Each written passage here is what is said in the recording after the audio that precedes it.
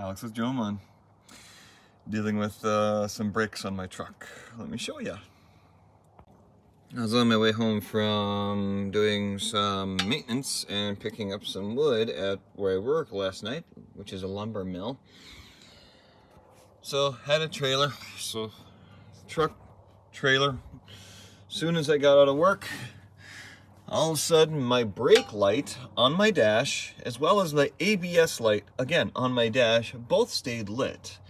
And didn't get far before I felt my pedal not giving me the same sturdy pressure for brakes.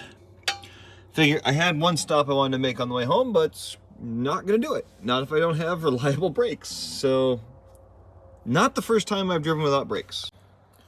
So, have my trailer full of wood, truck going home, when I noticed that, yeah, brake light's on, ABS is lighted on, like, that's not right. Those aren't normally on my dash.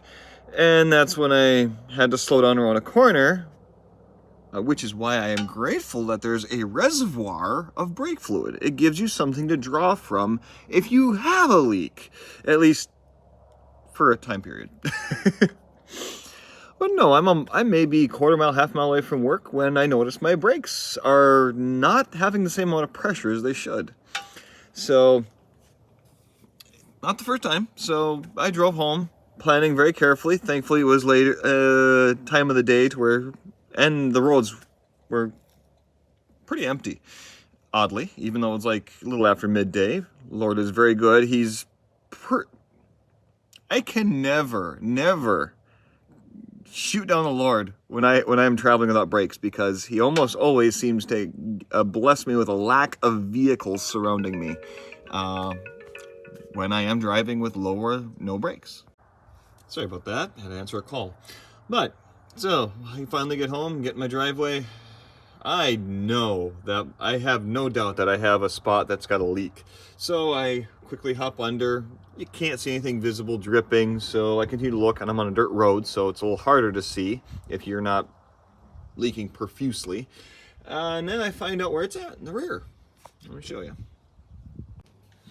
So it didn't take long to look underneath my vehicle and notice, hey, there's wet spots. And sure enough, rusted line.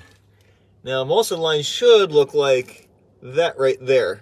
Somewhat clean, but this is one of the lowest. So I got to take this out from here, and I don't doubt I'm going to have to replace my slave cylinder because they tend to like to seize to it. So we'll see how this turns out.